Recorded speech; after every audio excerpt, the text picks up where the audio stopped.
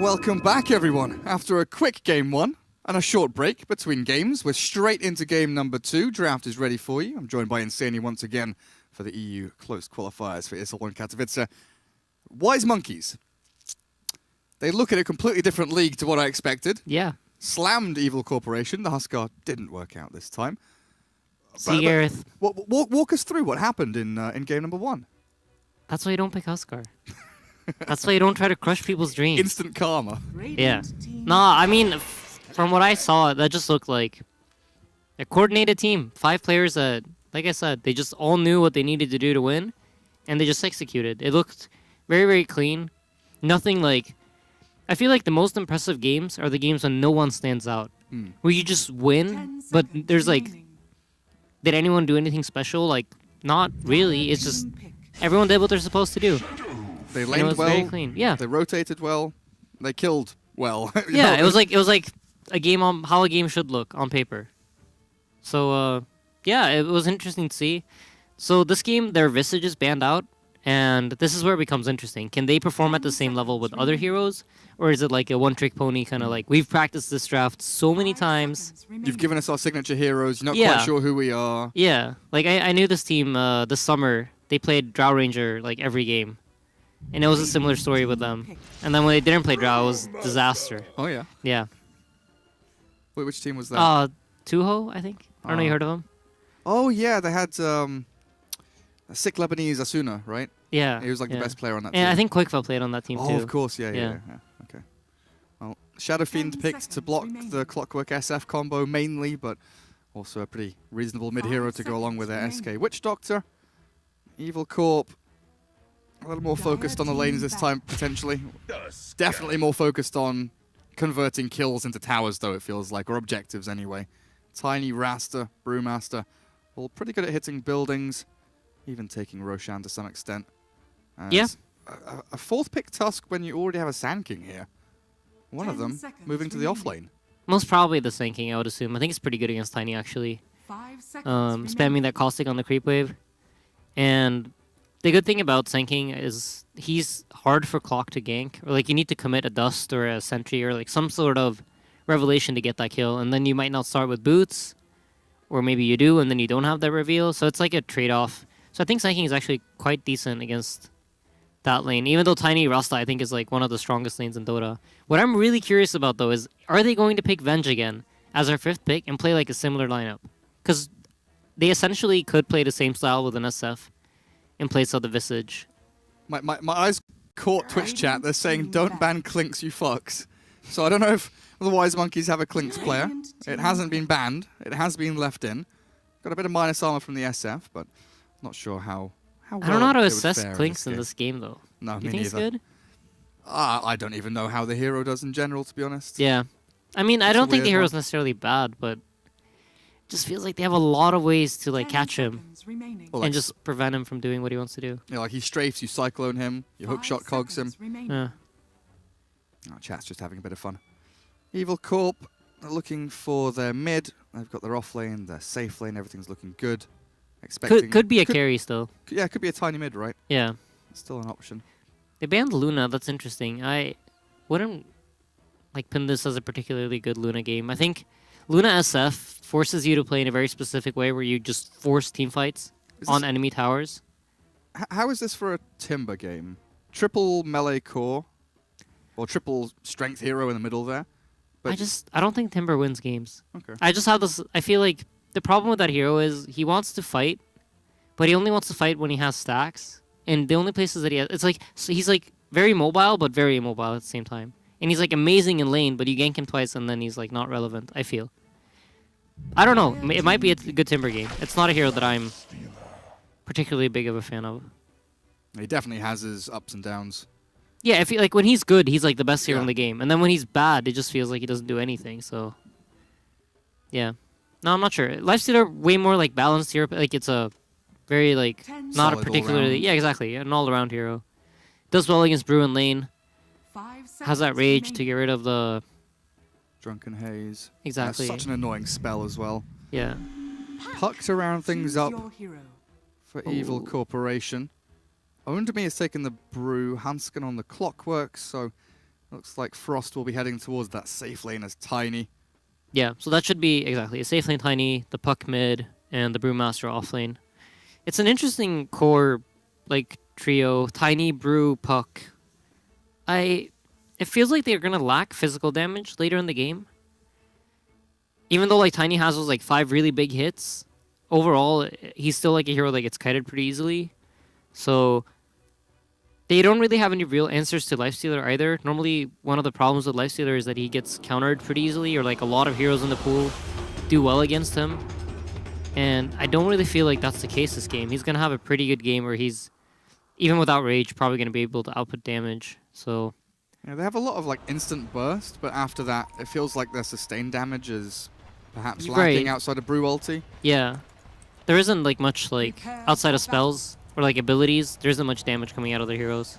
Tiny attacks so slowly as well, and that's often a difficulty he has, is itemizing, you know, in a certain direction that you need to win the game, but also to, you know, win laning phase and mid game, and then late game you have to kind of shift and adapt to your build. Now, yeah. Do you go Sand and Yash? Do you go Shadow Blade? Do you go Blink? Do you think about an AC? Do you need attack speed? Do you need stats? There's just a lot of difficulties that Tiny often faces, but he does have a pretty sick supporting cast to kite the opponents, but also keep enemies locked down while he can do damage through everyone else. On the Radiant side, what are we looking at? Shadow Fiend mid should be helped out a bit by Tusk. We talked about this a little bit in the first series of the day. The Ice Shards with the triple raise. Yep. Puck using Orb aggressively just once could lead to the downfall of that lane. Yeah. No, Tusk is... I think Puck is one of the better heroes to have against Tusk. It's like a more annoying hero to roam on for him. He can both get rid of the Snowball and the Ice Shards. He can get bypass with a Orb, so... But it's like you said, you know, you just gotta be patient, wait for the right time. Be there when he orbs out the wave. And, Tiny is actually in a bit of trouble up here. I mean, sorry, sinking. Oh no, Stunner. Oh, has he got out? Yeah. He's salving, he's gonna drag the wave back still, maybe? So we should be aware that Rasta only has one more grip. And that's not enough damage to kill him, yeah. Oh, he's so sneaky. Grabs the wave. I've only got an Avalanche here, so unlikely Sand King dies. Rasta does a lot of right-click damage, but he'll Burrow Strike to the... Oh, sick Burrow Strike down, actually. Hits the Rasta on the way through. Keeps the wave aggroed. And Sand King, perfect start to the game, pretty much. Burns through a load of Rasta's regen and mana. He can hold the wave back between his towers as mid lane. The 2v2, the classic. Battle between the 4 role supports. As down at bottom is Brew, facing off against Witch Doctor. Maledict level 1 to get a bit of harassment in, but no real damage to follow through just now. Yeah. I'm looking at this mid lane because I think this is like the really interesting thing. Puck against SF I think is a very interesting matchup. I think SF wins once he gets a couple of souls, but Puck really should dominate the early levels. But SF's already, because of this dual lane setup, getting a lot of souls, and as you see, he's farming cogs even. So I feel like this start is really favoring the Radiant again. Just feels overall better to be in their situation, I think. Sand King having a bit of fun. Shadow Shaman. Yeah, 74 damage. Keeps punching him over and over again. At the very least, Evil Corp have this Brewmaster getting a lot of experience. Bot lane, he's not really being forced back too much. He's a bit afraid of the Maledict and Cask now being up from the Witch Doctor, though. Keep trying to drag that wave back as much as he can. But you see the Clockwork, level 2, eyeing up a potential move in onto the Sand King. They need that Shackles to come in, though. They're waiting for the Bounty Rune, and, well, Sand King falls back, lets them have it. Nothing really lost and nothing gained. But he knows both of them are there now. Yeah, this is, I think, if you're playing as Evil Corp, you want to try to create this opportunity where you keep the lanes close to your towers, because Clock has rotation possibilities, both top and mid. But when the lanes are pushed out like the way they are, like mid right now, it's really rough. He's just wasting his time. And he's probably gonna have to wait at least another creep wave before lane could be good. You know what I was trying to say. That word doesn't roll off the tongue for anyone. Don't worry. Try to be too fancy, look like an idiot. Lumi had such a fun way of pronouncing that word as well, but I can't for the life of me remember what it was. He used to press creep equilibrium together to creequilibrium. Creepilibrium. Creepilibrium, yeah. That's easier to say. He's a genius. No, Yeah. Lumi is like an actual genius. Straight up. Yeah. I don't remember that. What's SF up to? 10 and 3. Pretty much even with the puck. Double null is Yeah. here, though, for the puck. So start to put in a little bit more damage towards the SF, potentially. But things very tame and quiet from both of these sides. Just trying to weather the storm. Like you said, the Radiant playing a bit more passively. Tusk is sitting behind the SF, knowing that Clockwork is going to try and backstab here since the wave has been shoved towards that tier 1. Sand King again forced to burrow strike. Sandstorm gets... Oh, barely. No! Shackled! How are you such long range? Hello? Sand King's dead now. What? Yeah, Rasta, man. Spell range buffer. Cool. Cool. Just an extra 150 range on Shackles, no big deal. Yeah. Tusk has walked into a Brewmaster. Rotation in from bottom lane as the orb flies and puck secures with the help of Brew. A D-ward from Tricky is successfully obtained and then TP's immediately away. Oh, sneaky. Styles on him, dude. That's the best feeling as a support. You're like, oh, I'm tipping out, and he's like, okay, cool. And you just cancel it. Yeah, but this is, I feel like, definitely not as clean as last game. Like, the start is way better for Evil Corp. But with their heroes, they kind of need this kind of game pace. They need to get a lot of stuff done. Because they've set up the game up in that way where it's like, it's about this clock really creating opportunities for their cores. Because if this turns into a farm game, it's quickly going to be like, the Dire can't keep up in terms of farm pace with the Radiant. It definitely felt in game 1 there was Evil Corporation's draft who were very specifically trying to hit a timing, Sand King falls. And then the pace of the Wise Monkeys was just a little bit too snappy for them. And then this game, Evil Corporation have come in and tried to match that pace from game 1. Yeah. And then Wise Monkeys have kind of stepped back a bit and said, okay, well, you want to speed up, we'll slow it down this time. Yeah. They are down 3 kills as Sand King has died again top. But still Shadow Fiend farming, and of course Lifestealer phase boots up. He can be left alone in this lane potentially while Witch Doctor can make rotations, but mid. Cogs push back onto SF. They've split the action across as the puck does have an orb and a jaunt to get back to safety. Discovers SF still being pummeled here by the battery assault. But no! The final right click doesn't arrive from Hanskin. They do kill the Tusk, but the kill on Shadow Fiend was oh so much juicier. Just barely missing out on it. Yeah, and now Puck's out of region, is forced to head back to base. Luckily, he's able to push out the lane before doing so, but again, this just generates more free farm press. Clockwork might have bitten off a little more than he can chew. 43 HP on the Witch Doctor, gets away. Wrong side of the snowball there. Clockwork getting slowed down here a little bit. Does trap the 2 heroes in the cogs somehow. He's pinging out like, how does Lifestealer get from here into my cogs? I don't know, you don't know. Only Ice Frog knows. Cogs clipping on top of a ramp. Good meme. Yeah. Wise Monkeys continue to like really try to back each other up. They're like Lifestealer just rotates immediately. They're always on top of this. It seems like they really like emphasize like the team. I really feel that. I feel like this is one of those teams where it's like it's about the team. It's not about who wins. We win as a team. They back each other up. They don't care MMR. They only care about winning games like this in tournaments. Yeah. No, it's cool. I mean, it's just a feeling I get. I mean, who knows? Maybe it's not like that at all, but that's basically what they're saying through their gameplay. Well, they do keep the Witch Doctor down bot, hiding off the map, pulling, stacking, dragging creeps away from this Brood, delaying that level 6. They try shards again in onto the puck mid.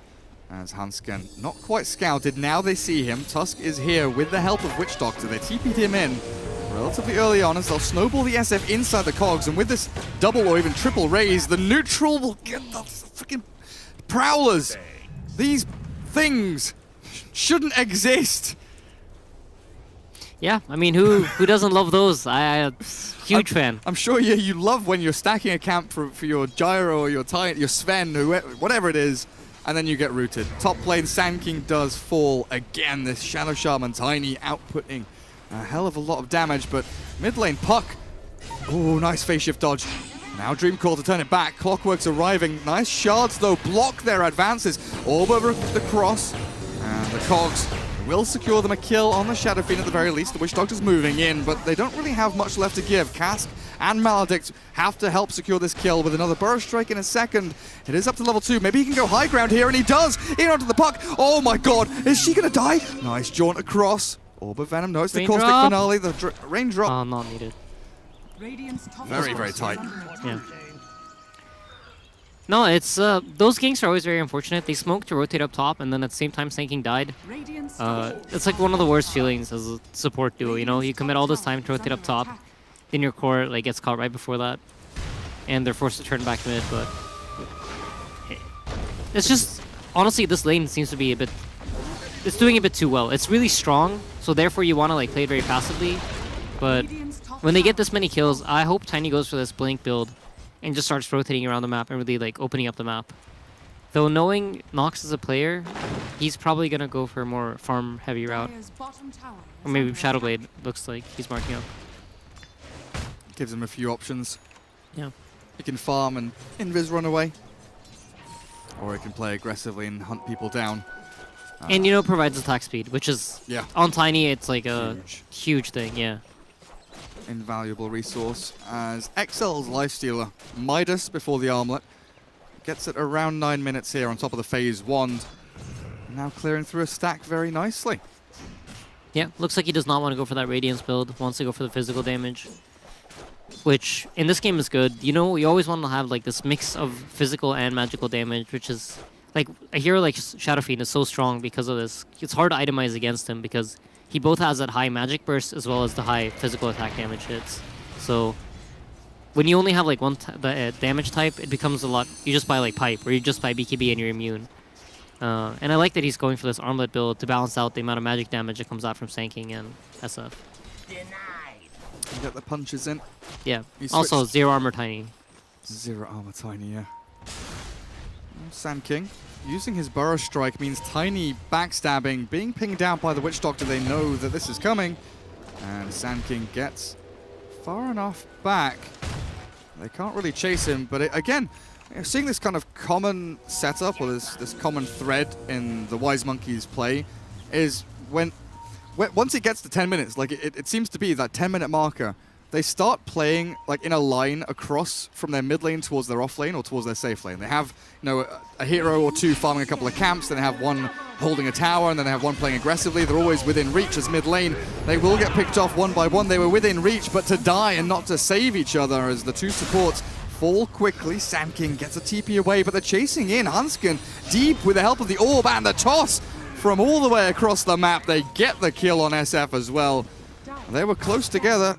Not quite a tight-knit group, but that kind of conga line of heroes dying one by one from the Wise Monkeys. Evil Corp just take it. Yeah, it's a good rotation. I like that they're utilizing the fact that they're ahead. They're basically saying we can play the same game you guys played. As middle, puck is getting initiated on the bottom. Sand King looks like he might fall. Owned me. No ulti, as he's going to get trapped in the cogs by his own clockwork. Tiny arrives. They'll get the toss avalanche inside, and they will bring them both down. Puck did survive, leaving the Sand King alive to come in and help out there a little bit as well. But there's the Tiny Shadow Blade. Brewmaster has his Soul Ring and halfway towards his Hand of Midas. Puck has a full Veil. It feels like the Evil Corp are ready to go right here, right now, while it's a little more time for the Radiant to get up and running. Another kill for the Puck on that Witch Doctor. Dream Coil expended, but well worth it as they just keep this train going.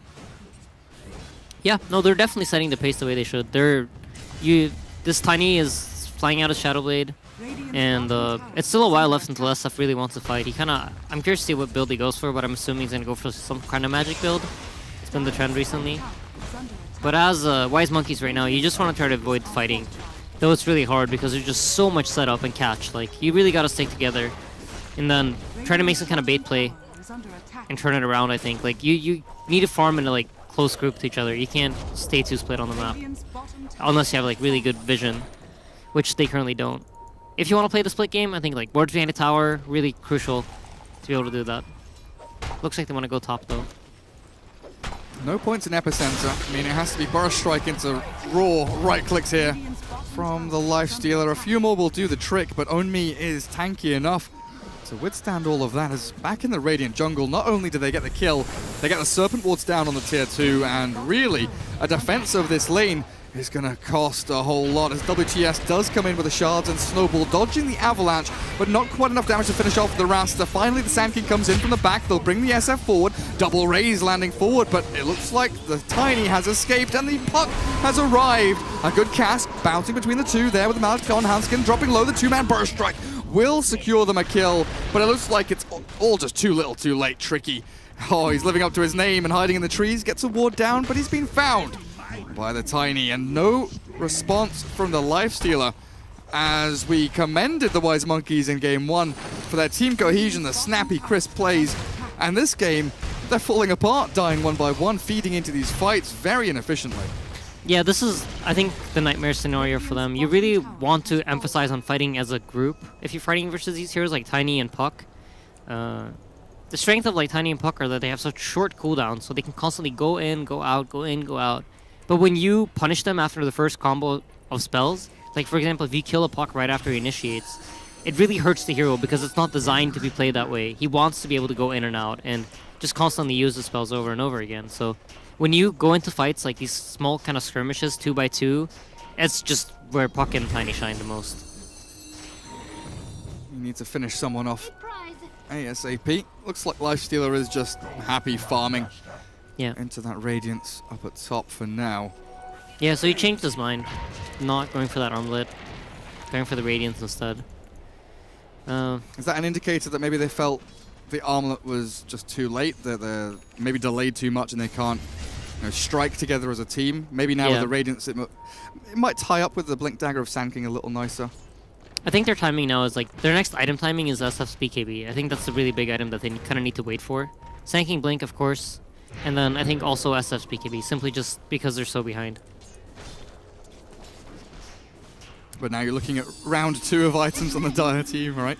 Yeah. Blink and Veil Puck.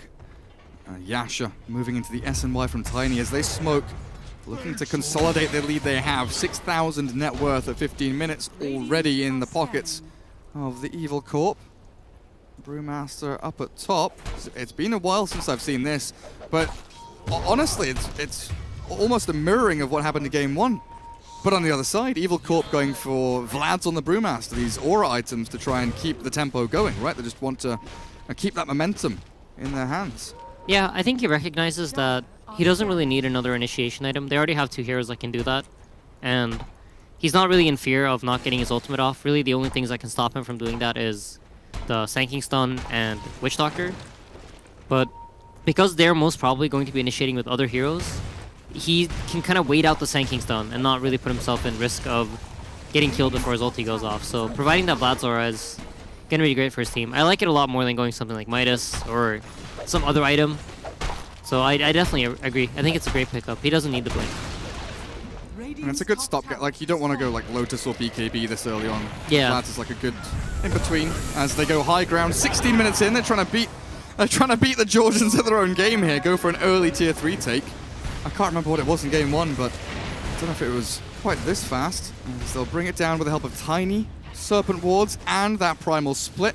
Up on the front lines, the tower will finally fall with the last little barrage of hits there, and they'll snowball in. The Wise Monkeys want to catch as the retreat is here from the Dire team. Puck jaunts over to the orb, has a blink in a second with a phase shift to go, and it doesn't look like Puck is in any danger whatsoever. Sand King, are you thinking about going in? No. Walk this one away. Yeah. So a big difference here from this, from last game to this one is that it's a lot harder for the Dire to take Roche. Sure, they can do it with the Clockwork tanking, but there's no like Solar Crest on anyone. No one's like itemized specifically to kill Roshan, so it's gonna be a lot slower. They're gonna probably have to commit Rasta wards, so that will be a place on the map where I think Wise Monkeys should look to defend, and that's like kind of where they want to make their comeback with the Radiance and hopefully the BKB of SF. Fight around that Roche, especially when Serpent Wards are down, right? I mean, I don't think they're going to go into Roche until they have Serpent Wards, which basically means time for SF to farm that BKB and Lifestealer to finish the Radiance. So and then get ready for the standoff around top rune. Pretty much, yeah. They're just going, set up over here and over here. Yeah. Most likely the talks on both teams right now are about how do we take / defend Roche. At least I think so. That's like the next objective on the map for both teams. For sure. Right now, Evil Corp just pushing out every single one of these lanes. Bot lane, top lane being shoved in. Mid controlled by the puck. Very far forward as the Wise Monkeys, they're setting up to try and get some information here. 5 heroes towards this secret shop up towards top. But Evil Corp, they're not committing for anything in the vicinity. They're just shoving out these waves over and over. Like Puck, having Blink, having these maneuverability tools, really doesn't fear what they bring to the table right now. Yeah, nah, he's playing without fear, just shoving lanes, doing what he's supposed to be doing. This is the dream as Puck, when you can just like go from lane to lane, pushing the waves. You know that the enemy team is chasing you because they have to get those lanes out to get information. And here we go, they're gonna smoke. This is a good timed smoke. Puck forces the heroes to split, pushes bottom, pushes mid, knows that there are heroes in different places. Now they can go for an easy smoke. Oh man. Lifestealer used the Rage to farm the Ancients. His Radiance is on the Courier though, so he has that complete, but he's dead for 50. And that means Roshan is likely just gonna swing into the arms of Evil Corporation.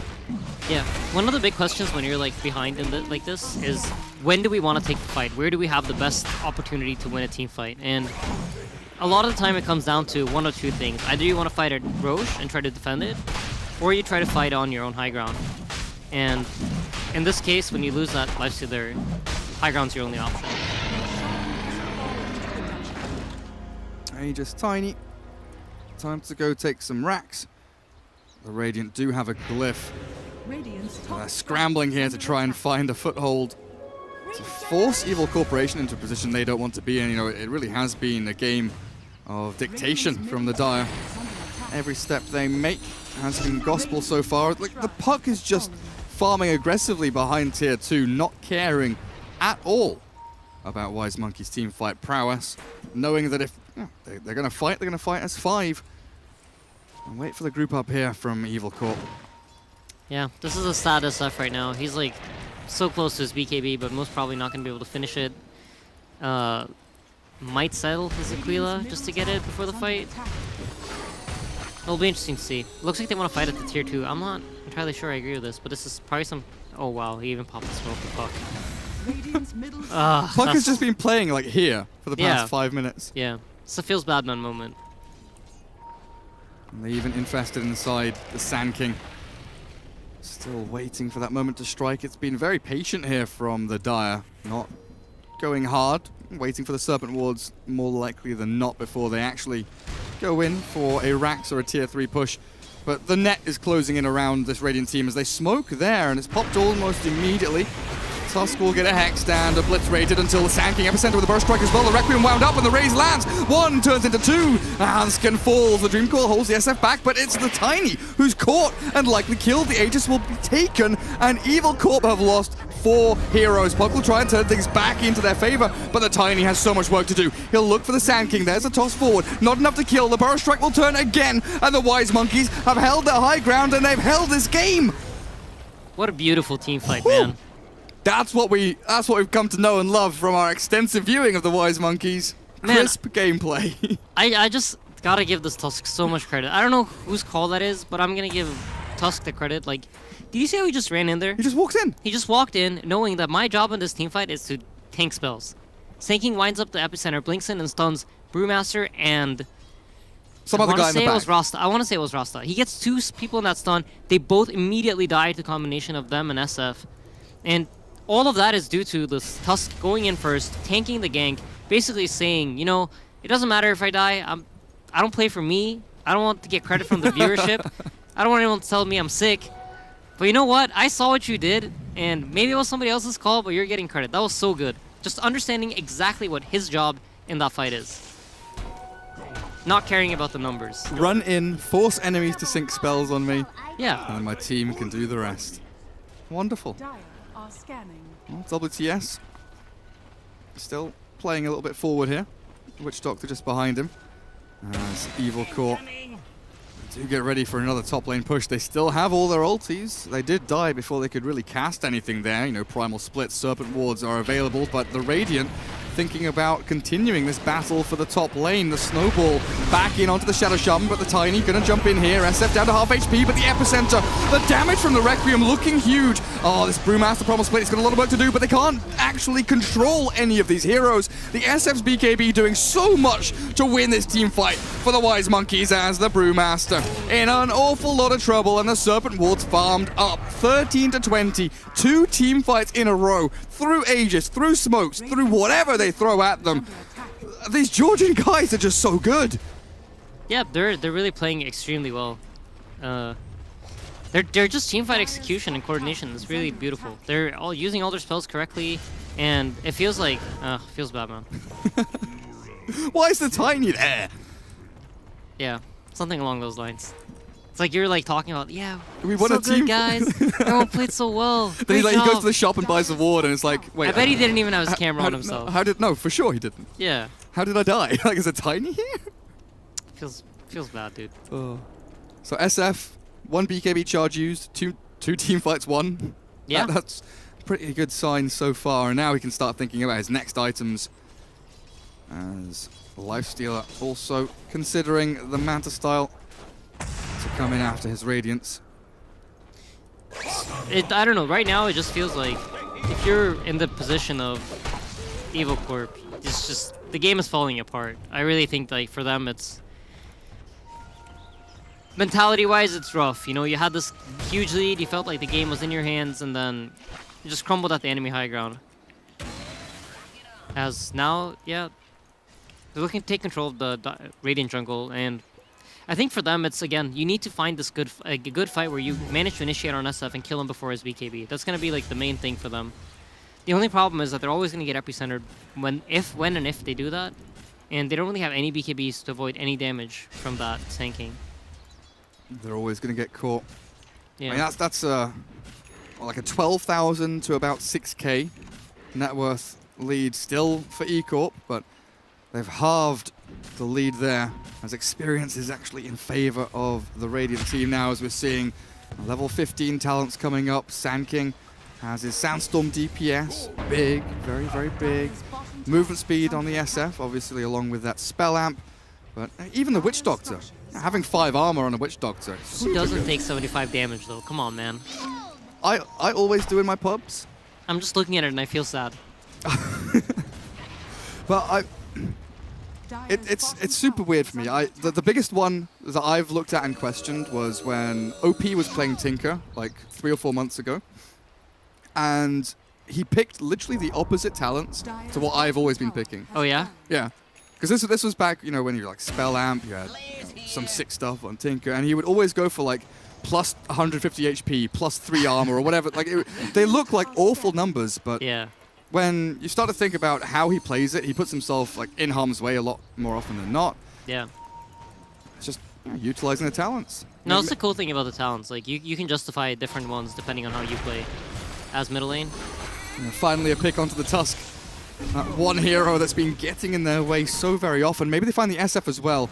And Forstaff over the cliffs will get discovered just out of reach. No blink on Brew, but they have the hook shot through. Hanskin finds the catch, the BKB from SF now. Wind up that Requiem and let it go as Hanskin. Oh, he's down. Puck has gone in, but the Lincoln Sphere there will pop to the stun of Sand King. And Puck will back away. Still scary to try and push high ground here with no clock. Even if you did waste that SF's BKB, they've still got a full HP Lifestealer with Radiant's Manta to go. Yeah, I think Wise Monkeys are very happy with this. The game is like, if you look at it from Evil Corp's point of view, we've been really ahead. We've had total control of this game, but we haven't managed to close it out. You know, that's like the thought that's in your head. Whereas for Wise Monkeys, it's we were behind all this time, and we're still hanging on there. It's just like total opposite mentalities in the two teams right now. So every minute that passes by, I think it really favors Wise Monkeys. Especially when Tiny just picked up a BKB, and that was what felt like, you know, the end game fight. You know, they were prepping themselves to just be in there, wipe them, Serpent Wards on tier 3s, kill some buildings, maybe take some racks. But he didn't even get to use it. The fight started and ended far too quickly. But yeah, we're still looking at this Radiant side with, you know, Defender's advantage. They've got buyback on both of their big cores, as well as the Tusk, which is honestly a huge buyback to have. At this period of the game, defending your high ground, So even if they do get a big pick, there's still the chance of a swing back from the Radiant as the Burrow Strike to start things off. The Tiny's BKB with a double damage rune, though, is a big threat as the SF's getting pummeled, and Tiny can't be dealt with. The Cogs will trap the Tusk inside. Lose the Witch Doctor as WTS takes a tumble as well. Does have that buyback, though, remember, as he'll likely be forced to use it here. Sand King, and they've got the Clockwork tossing forward, but Hanskin now in trouble from the raises of SF, drops very low, but the racks are falling slowly but surely. Glyph forced out here from the Radiant. Good Burrow Strike. Hits the two of them. Tiny still with the DD going, though. This is a lot of damage. And onto the Sand King. Puck blows him up. And the Cyclone on SF means they can maybe focus down these buildings, but they want to get kills instead. Shadow Fiend inside the Cogs. The dying Requiem will burst, but they don't get any kills. And buybacks still being held here by the Radiant as the Lifestealer walking in 1v4. What's happening? Now the buybacks come. XL backs away. Oh, they defended their racks. They forced them to fight the Lifestealer. Instead of hitting the buildings, they defend their buildings, and they keep themselves in the game, even if they had to expend a couple of hefty buybacks. If they can catch a hero on the retreat here, might just be worth it. I think Evil Corp's very happy with this. This game was looking very, very grim for them, but with this fight, they managed to swing momentum back in their favor. Now they have an opportunity to close this game. 2 heroes without buybacks, that's the Tusk and that's the SF. They are most likely going to be focusing them in team fights, no matter like what, because if they die, they're dead. And you can basically play the numbers game where you maybe sack a hero to get a kill, but then you buy back with them and go push it immediately again. So this SF, it's really going to come down to his positioning. He really cannot die in the next couple fights. As I'm expecting Evil Corp to basically just force this issue until this SF is dead and they can wrap up the game. Just waiting up for cooldowns right now. Brew split in 30 seconds. That's going to be their timing. Brew with a full AC. He keeps queuing Blink and then skipping Blink for more and more aura items. He's a rich man, you know? He doesn't want to be a poor Blink-in offlaner. I'm carry now. Some big items up on him. MKB being purchased by Tiny a little bit of a distance away as they prep for a smoke. It looks like Courier is holding on to one. Yeah, so Roche is back alive now. I hope Evil Corp could just head straight to it. Tries to get some control with wards. Probably smokes in that area right now. If they have any left. Yeah, they do. So yeah, most likely going to try to get Roche control with the smoke. And it looks like Radiant does not want to give it away for free. Ooh. Did they see Lifestealer? I don't feel like they did. Radiant definitely sees them coming in, though. They know Clockwork's ahead. They probably know with that sentry that, yeah, Tiny is right behind him. Oh, you know, he was still smoked, so maybe not. Maybe not. They know Clockwork's coming, definitely. Interesting move here. They're going to go straight in for the racks out of the smoke. Very aggressive play. They don't care about Roche, actually. They just want this barracks. Look at this backstab coming in, though. Yeah. Infested Sand King, Tusk coming forward, the Courier dies, but who cares as the snowball in onto 2. They're trying to take down that one hero in the back, it's the Rasta. They trade off as the racks are still standing. The Serpent Walls did not do enough damage. The Witch Doctor chased down by Tiny and Puck. Relatively inconsequential kill, it feels like, but I guess when you look at the death timers now, 45 seconds without either of your supports and with no buybacks, maybe that's just enough for the Dire to get in, finish these buildings as Lifestealer charges forward in onto the Tiny with the help of the Sand King. The Burrow Strike does catch him, but the hook shot won't do too much to dispel this aggression from the Wise Monkeys. It will be 1 lane, maybe 2 here, as Tiny focuses the melee racks mid. Again, Sand King's just running this recon roll back and forth, but he'll finally fall. Requiem in with a Lifestealer, moving forward again. Yeah, they're just lacking lockdown now with no Tusk and no Witch Doctor. The stuns they have just aren't enough to deal with this Brew Tiny Puck. Elusive heroes jumping back and forth, and Lifestealer caught. He's going to need to infest into something here, maybe. Yeah, jumps in a creep and jumps straight back out again. But a lane and a half of racks going down with Roshan still standing. Evil Corp in a great spot. Yeah, it feels like the Dire team has really figured out how they need to play these team fights. They're not committing as hard as they were earlier into like these Tusk kills or whatever. They're finding the fight very split in multiple places. They force out the SF's BKB, they reset out, and then they head back in again. And it just feels like they have a way better understanding of like, this is how we need to play the fights. We cannot commit as hard as we were doing before. We just gotta take it slow, bait out spells, go back in, and you know, utilize the fact that we're way more mobile than the enemy team. It feels like this Puck's Lincolns has done a huge amount of work, honestly. Keeping the Puck alive when He's been playing very aggressively, jumping into the middle of 3 or 4 heroes, then just jumping straight back out again. Due to the fact that there is this lack of targeted disable from the Radiant team. But no buybacks at all in the game. Not a single hero has buyback available. And the Radiant will start to think about their next fight.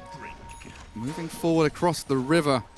Our Lifestealer up on the front lines, trying to bait some kind of play here from the Dire, but with top lane naturally pushing in, it feels like Wise Monkeys are going to have to be the first team to blink. Yeah. No, Wise Monkeys are showing no fear. Like, they're playing out on the map. They're not sitting in base being afraid of getting picked off. They know that they can take these fights. It just needs to be good, like a fight on their conditions where they have vision and they can force it when they're happy about it. So and where Tiny has no double damage rune pushing your base. Right, right. One of the advantages of fighting outside of your base this late into the game is that you're not worried about them hitting your building specifically. You can reset back a lot more and you can run away. Whereas when you're fighting in base, you know, as soon as you leave the area, they're going to start hitting your racks. So, and Ras is just going to put his wards down somewhere near your buildings as well. Exactly. So they might try to take this fight outside of base just to avoid the situation where they feel pressured by their buildings taking damage. Hansken, Rocket Flare scouts. He's in an awkward position, but it's awkward for the Radiant and not for the Dire to trap the Lifestealer in the cogs where Tiny can still hit him. A good epicenter with a burst strike forward, but Bruce still gets off his ultimate. The Primal Split is here to cyclone up the SF. They try to chase down XL's Lifestealer. He looks like he's long gone, but GG's call before really anything material could be gained here by the Dire, but they tie things up 1-1 in this best of 3. As we've seen both teams perform reasonably well across pretty wide array of heroes in both of these drafts. Yeah, it's nice to see that Evil Corp could recover from like a couple of missteps that they took that allowed the game to even up a lot, but they still managed to like keep their composure and bring it back into fight. They knew that they were stronger with that DD rune, headed into the lane, had that BKB on Tiny, and he could just output damage at the same time. So they really utilized it. Like it's nice to see that they didn't crumble under this like, oh no, we lost a fight, we need to do something kind of thing that we saw a lot of in the last series. Like, oh, that was our window and Yeah. it didn't quite work out. Yeah. They found another window. Exactly. Things panned out reasonably well for them, but game number 3 coming up. Do you have any expectations coming into? It's hard to say. This Like, one? My mind is just like, I don't know what's going to happen. Yeah, I feel like it really could go either way. The teams seem fairly evenly matched. I feel like they're good at different things though.